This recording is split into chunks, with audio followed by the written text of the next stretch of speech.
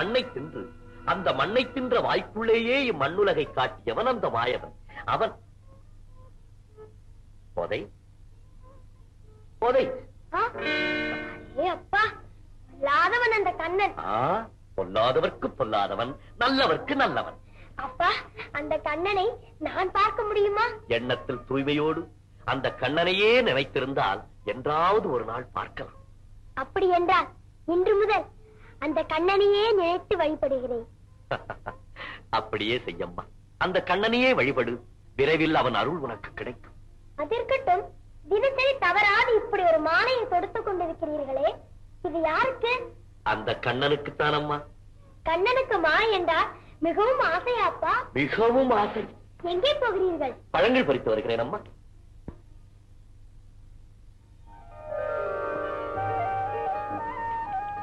கண்ணா, கண்ணா, வா, நீயும் நானும் சேர்ந்து விளையாடலாம். புறப்படு. வரமாட்டாயா? பேசு கண்ணா. என்னோடு பேச மாட்டாயா? ஏன் மௌனம்? ஓஹோ, அப்பா சொன்னது போல் உனக்கு மாலை சூட்டினால்தான் நீ பேசுவாயோ? இரு இரு, இதோ வருகிறேன். இதோ மாலை. வரமாட்டேன். நீ பொல்லாதவனாயிற்றே. மாலையை உன் கழுத்திலே போட்ட பிறகு என்னோடு விளையாட வராமல் ஏமாற்றி விட்டா? அதுதான் சரி. மாலையை என் கழுத்திலே போட்டுக் கொள்கிறேன். அதை எடுக்க நீ வருவாய். உன் பிடிக்க அகப்படாமல் ஓடுவேன். மேலும் என்னை துரத்திக் கொண்டு அருகே ஓடி வருவாய். இருவரும் சேர்ந்து சிறிது நேரம் விளையாடிய பிறகு மாலையை உனக்கே சூட்டி விடுகிறேன். சரிதானா?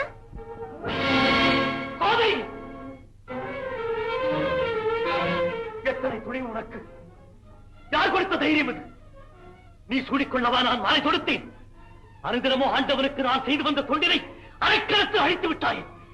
என் பக்திக்கே களங்கம் ஏற்படுத்தி என்னை பாவியாக்கி தீராத பழிக்கு ஆளாக்கி விட்டாயே. பாடுபட்டு உன்னை வளர்த்ததுக்கு பலனாகிது. கழட்டு மாலையை. வைக்கிறே போவெளியே. என் முன்னே நிற்காதே, போவெளியே. உங்களை விட்டு எங்கே போவது? அடித்தாலும் அழைத்தாலும் நீங்கள் தானே துணை. அப்படியே தவறு செய்தாலும் தக்க தண்டனை கொடுத்து விடுங்க. ஆனால் இனி ஒரு முறை வெளியே போவது மட்டும் சொல்லாதீர்கள், சொல்லாதீர்கள். கோதை, கோதை, அழாதே அம்மா. ஆத்திரத்தில் நானும் குழந்தையாகிவிட்டேன். என் தவறையெல்லாம் மன்னித்து விடு தாயே, மன்னித்து விடு. இதோ பார், ஆண்டவனுக்கு தொடுத்து வைத்த மாலையை நாம் அணிந்து கொள்ளலாமா? அது பெரும் பாவம் அல்லவா? போகட்டும். இதுவே முதலும் கடைசியுமாக நினைத்து இனி ஒரு முறை இந்த தவறை செய்யாதே. செய்து தவறாப்பா? இல்லையா அம்மா, நீ ஏதோ விளையாட்டாக செய்து விட்டாய். என் மனம் எவ்வளவு பாடுபடுகிறது தெரியுமா? சரி, போகட்டும். நீ இங்கே இரு. நான் தோட்டத்திற்கு சென்று வேறு மாலை கொடுத்து ஆலயத்திற்கு போய் ஆண்டவருக்கு அறிவித்து வருகிறேன். நானும் வரட்டுமாப்பா? வேண்டாம், நீ இங்கே, நான் சீக்கிரம் வந்து விடுகிறேன்.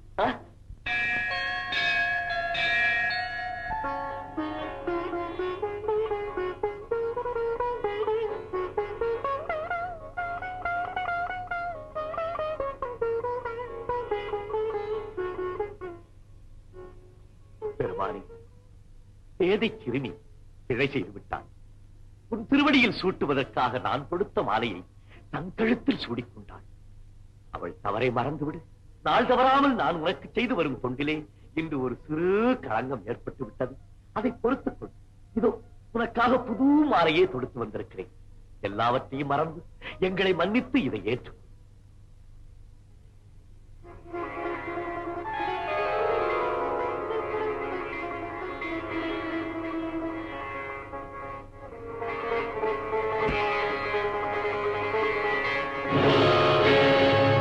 இறைவா, இது என்ன சோதனை? குழந்தை செய்த தவறுக்கு இத்தனை பெரிய கோபமா? மன்னிப்பு கேட்ட பிறகு உன் மனம் நிம்மதி அடையவில்லையா? என் தொண்டின் பலனை இன்றோடு நான் இழந்து விட்டேனா? ஆண்டவா, இந்த பூவுலகில் உன் அடியவன் என்ற சொல்லுக்கே நான் அருகதையற்றவன் ஆகிவிட்டேனா?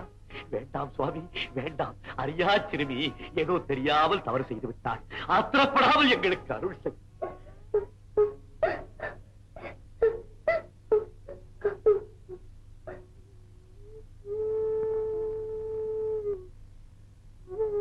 அப்பா, நான் என்பதை தவறாக நினைத்து மேலும் என் மேல் ஆத்திரப்பட வேண்டாம்.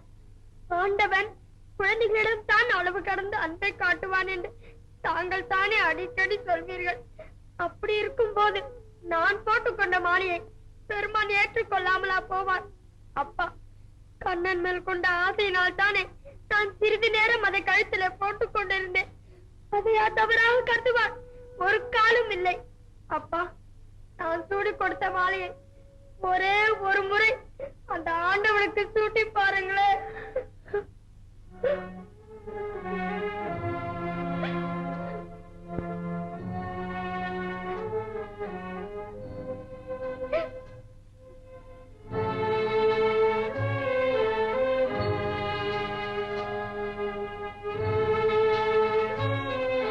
சூட்டுங்களப்பா.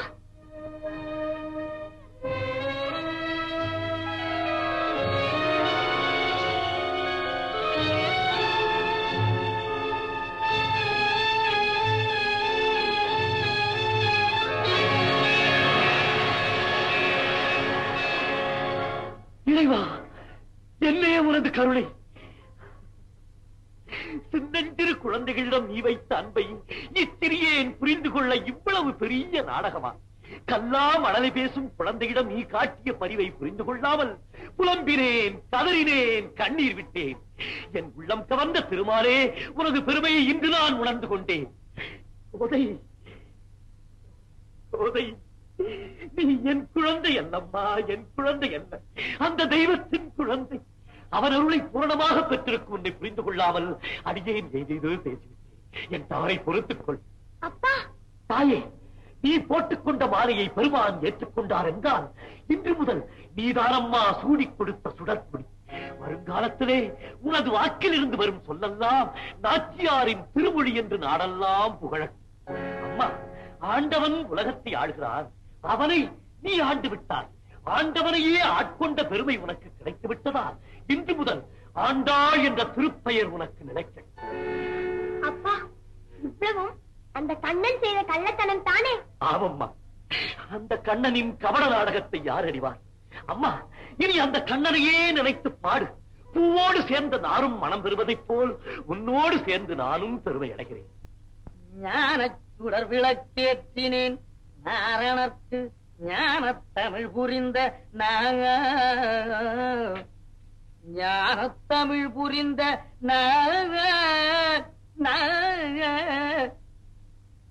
என்னதே பிறந்த வாயம் என்ன இருக்கே? என்ன திங்கறேன் எனக்கு இல்லையா? திங்கனா தலையெழுத்து. உங்களுக்கு தேதி தெரியுமா? அதிகாலையிலே ஊர்வம்ப ஊர்வம்பு பேசலைன்னா எனக்கு உறக்க வர்றதா? தலையே வெடிச்சிடும் போல இருக்கிறத. சரி சரி, தட்டு மட்டும் சொல்லிட்டு போய் ஆத்து வேலையை கவனி. ஆண்டாள பத்தி கேக்குறேடா.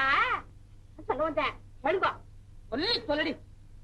ஆண்டாள் இருக்காளோ ஐயா, அவ வயசுக்கு வந்ததுக்கு அப்புறமா திரும்புங்க தூண போய் கட்டிண்டு. ஆண்டாள் இருக்காளோ ஐயா, அவ வயசுக்கு வந்ததுக்கு அப்புறமும் ஆத்தோடவே அடங்கி ஒடுங்கி கிடக்காமே சோப்னாரோடவே வெளியே தெருவில் நடமாடிட்டு இருக்காளே, இதெல்லாம் நல்லா இருக்கா? சரி, ஆண்டாளை பத்தி நீ ஏண்டி கவலைப்படுற? விஷ்ணு சித்தருக்கு எல்லாம் தெரியும். அதை விட அந்த பொண்ணுக்கு உலகம் புரியும். ரெண்டு பேரும் சேர்ந்து பகவான நினைச்சு பாட ஆரம்பிச்சுட்டாள்னா இந்த லோகத்தையே மறந்துடுவா. அவ இந்த உலகத்துல பிறக்க வேண்டியவாளே இல்லை. சோப்பனார் பொண்ணுன்னு அப்படின்னு இருக்கணும். அவளை பத்தி நீயும் நானும் பேசவே படா. சாப்பாடு இன்னைக்கு வேண்டாங்கிறடா.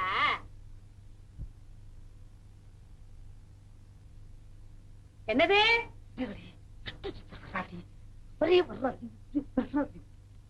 வர வர பேச்ச குறைச்சிட்டு தைகை அதிகமாக்கிட்டு நன்னாங்க. வராரா? இவ்வளவு நேரமே வேற என்ன சொன்ன? வந்தானே விஷ்ணு சித்தர்னா எனக்கு என்ன பயமா? கூட்டாண்டி கட்டுறே எதுக்காக ஆடுறேன்? இப்ப நானடி ஆடுறேன். பேசாதங்கோ. வயசுக்கு வந்த பொண்ணு இன்னும் கல்யாணம் பண்ணி கொடுக்காம ஆத்தோடயே வச்சுருக்காரேன்னு சொல்றது குத்தமா? நமக்கு அப்படி ஒரு பொன் குழந்தை இருந்தா இன்னும் கட்டி வைக்காம வெறும் வச்சுட்டு இருப்போமா? இல்ல இவாளாமா பாத்துட்டு சும்மா இருந்திருப்பாளா? அதுக்கெல்லாம் காரணம் இருக்கு. கேளுங்க, விஷ்ணு சித்தரே பெற்றிருந்தா அந்த பொண்ணுக்கு காலாகாலத்தை செய்ய வேண்டிய காரியத்தை செய்யாம வெறும் வச்சுட்டு இருப்பாரா?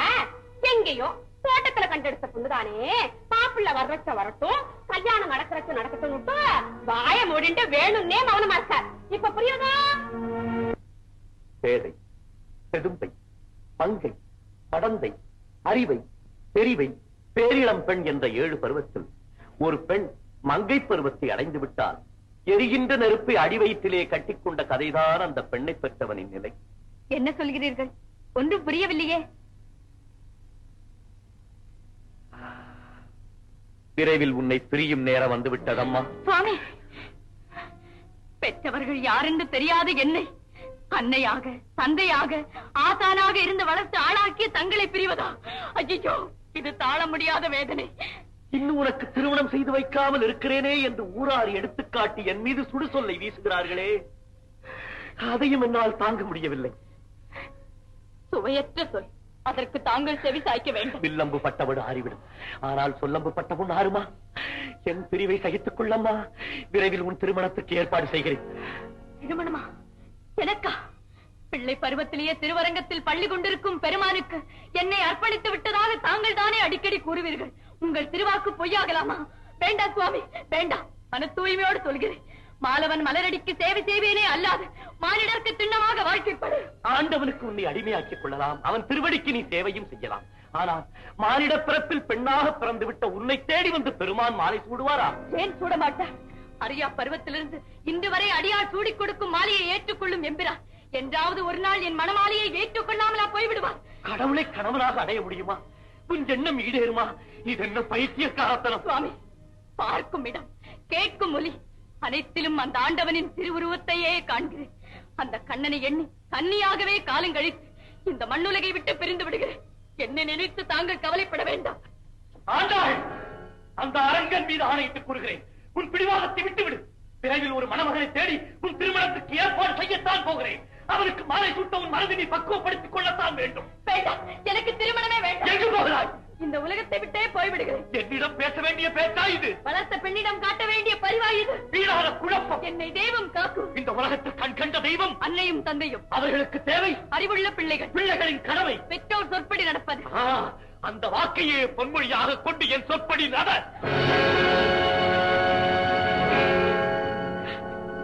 அமுதா, அன்பாக என்னை வளர்த்து ஆளாக்கியவர் இன்று ஆத்திரப்படும்படியான நிலைக்கு நான் ஆளாகிவிட்டேன். பார்த்தாயா?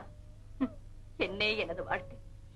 ஆண்டாள், கன்னியாகவே மாண்டாள் என்று எனது வரலாறு முடிந்து விடுமோ? அப்படி ஒன்று நடக்காது. சோர்வடையாதீர்கள். உங்களை வளர்த்தவர் முடிவு செய்தபடி உங்களுக்கு திருமணமும் நடக்க வேண்டும். நீங்கள் நினைத்தபடி அந்த தெய்வத்திற்கே மாலையும் சூட்ட வேண்டும். அதற்கு தகுந்த வழியை நாடினால்? என்ன வழி, என்ன மார்க்கம்? உடனே சொல்.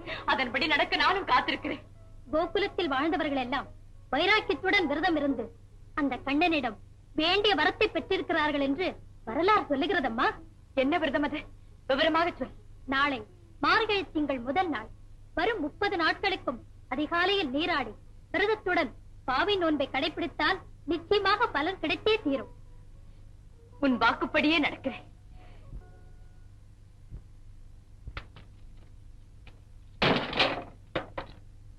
மெதுவா தானே வச்சே, எதுக்காக அப்படி விழுங்குற மாதிரி பாக்குறேன்? என்ன எழுதிட்டு இருக்கேன்? ஜாதகத்தை பாத்துட்டு இருக்கேன். ஏன் இன்னும் எத்தனை காலத்துக்கு உன்னோட அவஸ்தைப்படுறதுன்னு பாத்துட்டு இருக்கேன். பாட்டு எழுதுறேங்கிறா? இல்லடி, பகவான் உன்னையே இப்படி செவிடா படைச்சுட்டான்னு கண் கலங்கின்னு இருக்கேன். கண் பார்வை சரியா தெரியலேங்கிறடா? பைசா எடுத்தோன்னு உங்களுக்கு தேடி தெரியுமா? ஆரம்பமா இத தள்ளுங்க.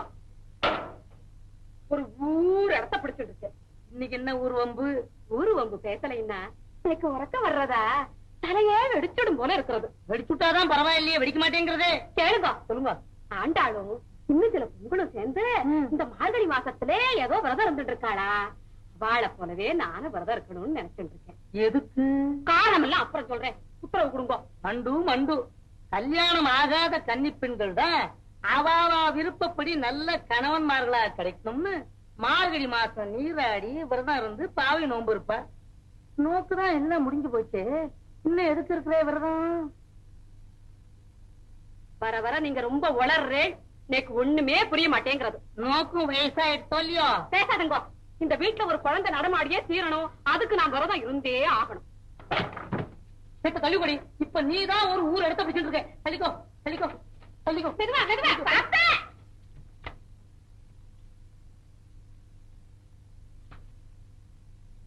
எதுக்காக அப்படி ஆடுறேன்? இப்ப என்ன நடந்துருத்தோ? நீ ஏண்டி ஆடுற? அவளுக்கு இந்த ஜென்மத்துல என்ன பலனோ அதுதானே கிடைக்கும். பணத்து மேல ஆசை வைக்காதேங்கிறா. இல்லடி, இன்னையோட மார்கழி முடிஞ்சு போச்சு. அடுத்த மாசம் பிறக்கட்டும், நான் சொல்றேன். அப்புறம் நீ வரதான் இருக்கலாம். அப்புறமா சாப்பிடுறீங்களா? உன்னை கும்பிடுறேன். பூஜையை முடிச்சுட்டு வர்றீங்களா? ஆமா. என்ன ஏண்டாப்பா இப்படி படைச்சு அவன் ஒப்படைச்சேன்னு சொல்லி பகவான் கேட்க போறேன். ஜோசியம் பார்க்க போறேடா. பாருங்க பாருங்க, கேட்க குழந்தை பாக்கியம் உண்டான்னு நல்லா கேளுங்க. தலைய வலிக்கிறதா? சித்த காத்தாட வெளியில போய் நடமாடிட்டு வாங்க. வர வர ரொம்ப பலகீனமாயிட்டு இருக்கேன்.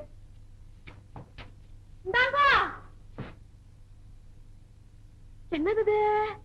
நானும் எவ்வளவோ கத்தி பேசுறேன், அவளுக்கு கேட்கவே மாட்டேங்கிறத. காது செவிடப்படுத்தா.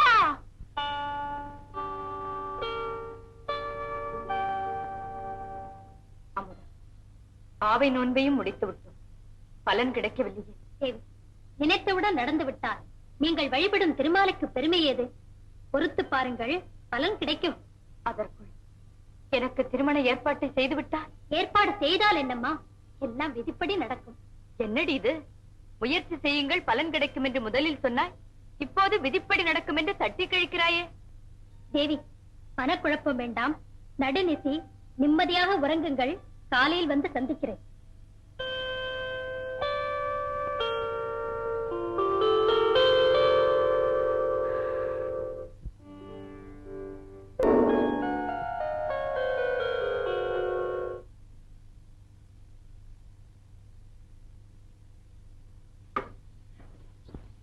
என்னம்மா, இன்று கழிப்பின் எல்லை கடந்து காணப்படுகிறாயே, உன் மகிழ்ச்சியில் நானும் பங்கு கொள்ளலாமா? இன்று அதிகாலையில் நான் ஒரு கனவு கண்டேன்.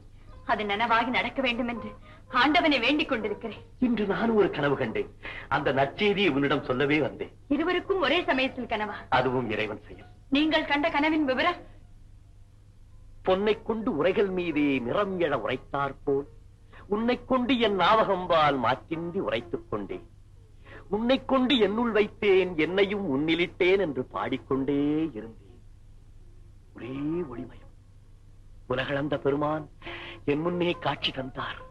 உடலெல்லாம் மெய்சிலிர்க்க ஒன்றும் பேச முடியாமல் அவர் திருவடியிலே என் சிரம் தாழ்த்தி வணங்கினேன். உடன் விழித்துக் கொண்டேன். பிறகுதான் நான் கண்டது கனவு என்று உணர்ந்தேன். ஐயனே, இறைவன் திருவடிகளில் சிரம் தாழ்த்தி வணங்கியதாக தாங்கள் கனவு கண்டிருக்கிறீர்கள். ஆனால் நான் கண்ட கனவில் ஆண்டவனின் திருக்கரங்களால் என் கால்களை பற்றி. இதென்ன கொடுமை! ஆண்டவனின் திருக்கரங்களால் உன் கால்களை பற்றினாரா? இதுவா நீ கண்ட கனவு? வேண்டாம் அம்மா, வேண்டாம். இனி ஒரு முறை அப்படி சொல்லாதே. முழுவதையும் கேளுங்களே. அவர் திருக்கரங்களால் என் காலை எடுத்து அம்மி மீது வைத்து அருந்ததி பார்த்து மத்தளம் கொட்ட பரிசங்கம் நின்றுத என் கைத்தலம் பற்றி கழுத்தில் மாலை சூட்டியதாகவே கனவு கண்டேன்.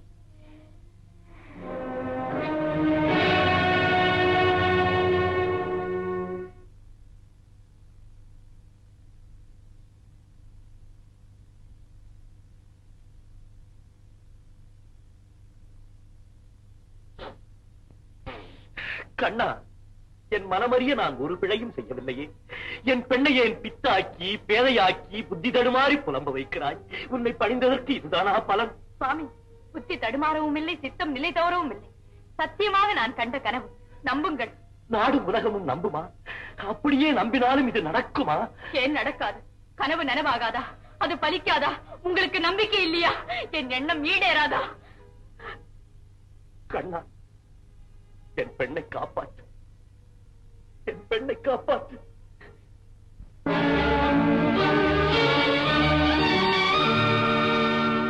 பெருமானே, பிறந்து ஒளிமையின்று பேசத் தெரிந்த நாள் முதல் நான் உன்னிடம் பொன் கேட்டேனா, பொருள் வேண்டினேனா, மண் கேட்டேனா? ஆனால் இன்று மட்டும் ஒன்றே ஒன்று கேட்கிறேன். என் பெண்ணுக்கு நல்லறிவை கொடு. கண்ணிறைந்த ஒரு கணவனுடன் அவளை வாழ விடு. உன்னையே நினைத்து உனக்கே மாலை சூட்டுவேன் என்று புலம்பும் அவள் உள்ளத்தை நீயே மாற்று. பாவை நோன்பிருந்து உண்மையில் பாவி பாடிய பெண்ணை பார்ப்பவர் பைத்தியம் என்று பழித்துக் கூறும் நிலைக்கு ஆளாக்கி விடாதே. அதை என்னால் தாழவே முடியாது. மகிழ்ச்சியோடு நான் பார்க்கும் மணமகனுக்கே என் மகள் மாலை சூடி இல்வாழ்க்கை நடத்தும் மனப்பக்குவத்தை கொடு. இல்லை என்றால் இந்த கனவே என் உயிரை உன் திருவடிகளில் ஏற்றுக்கொள்.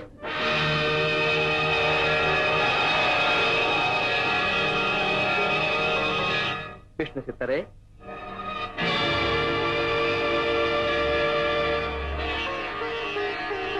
வீணாக கவலையடைய வேண்டாம்.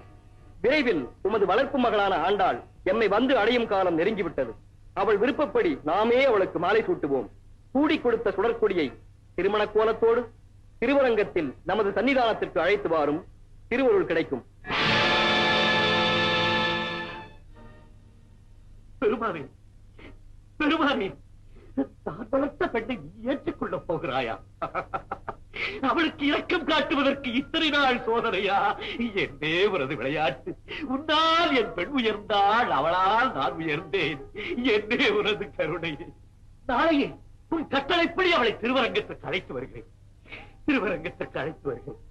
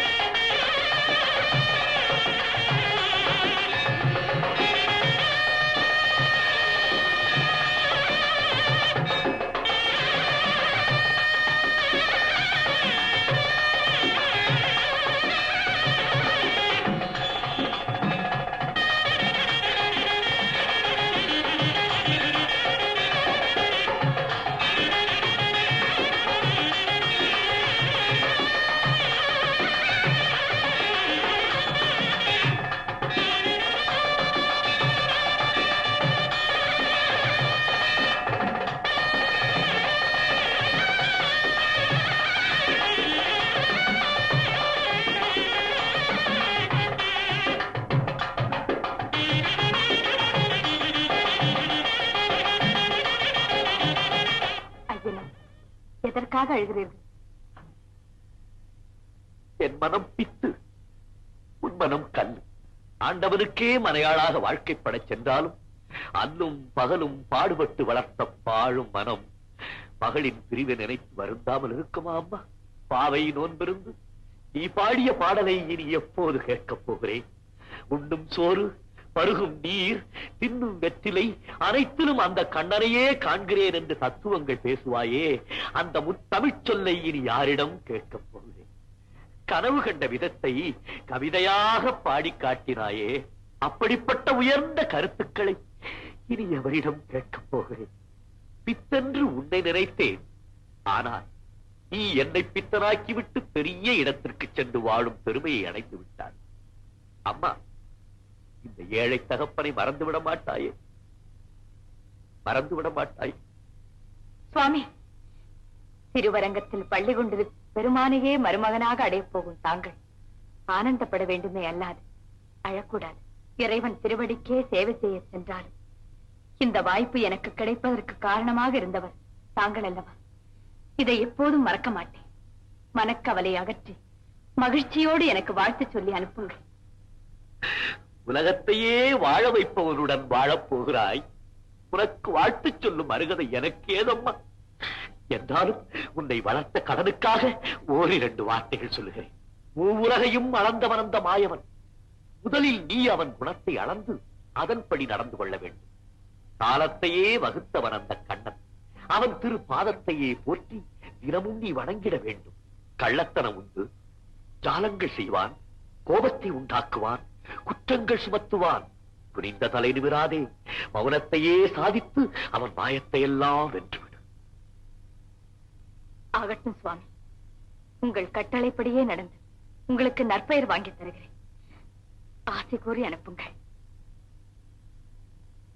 மேற்கு திசை திருமுடி வைத்து, கிழக்கு திசை திருவடி நீட்டி, வடக்கு திசை முதுகை காட்டி, தெற்கு திசை நேர்முகம் நோக்கி பள்ளி கொண்டிருக்கும் பெருமானே, உன் கட்டளைப்படி சூடிக் கொடுத்த சுடற்கொடியை உன் சன்னதிக்கே அழைத்துக் கொண்டு வந்திருக்கிறேன்.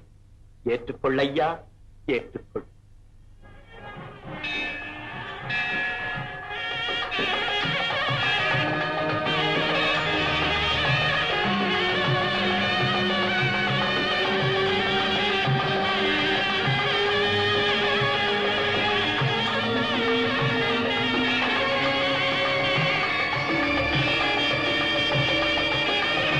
திருமாலே, பிள்ளை பருவத்திலிருந்து நான் சூடி கொடுத்த மாலையை ஏற்றுக்கொண்ட நீ என்னை ஏற்றுக்கொள்வதற்கு இத்தனை காலம் நாடகம் ஆட வேண்டுமா? ஏன் மௌனம்? உண்மையாகவே உறங்குகிறாயா, இல்லை உறங்குவதைப் போல் நடிக்கிறாயா? போதும் விளையாட்டு. வழக்கப்படி உன் ஜால வித்தைகளை காட்டி என்னை சோதித்து விடாதே. அரங்கநாதா, அடியாளை ஏற்றுக்கொள்.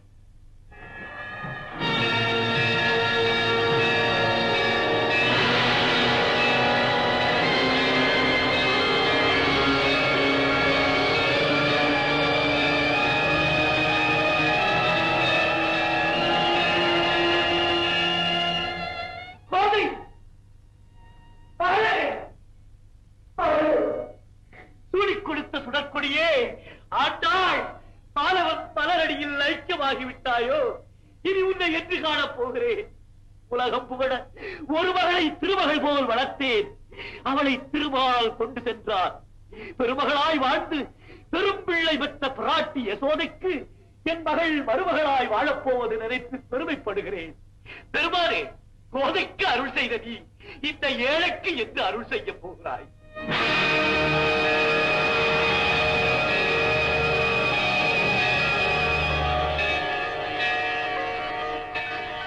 விஷ்ணு சித்தரே, உம்மிடம் வளர்ந்து எம்மை வந்தடைந்த ஆண்டாள் வேறு யாருமல்ல, மகாலட்சுமியே. நீர் பூமாலை கொடுத்து பாமாலை சூட்டி பாடுவதை காண வேண்டும் என்று விரும்பினாள். சில நாள் உம்மிடம் வளர்ந்தாள். நேரம் வந்தது, எம்மை வந்தடைந்து விட்டாள். இனி நீர் பூவுலகில் பெரியாழ்வார் என்ற திருநாமத்தோடு பேரும் புகழும் பெற்று தொடர்ந்து எமக்கு தொண்டு செய்து வருகிறார். திருமாலே, உனது பெருமையே பெருமை, உனது பெருமையே பெருமை.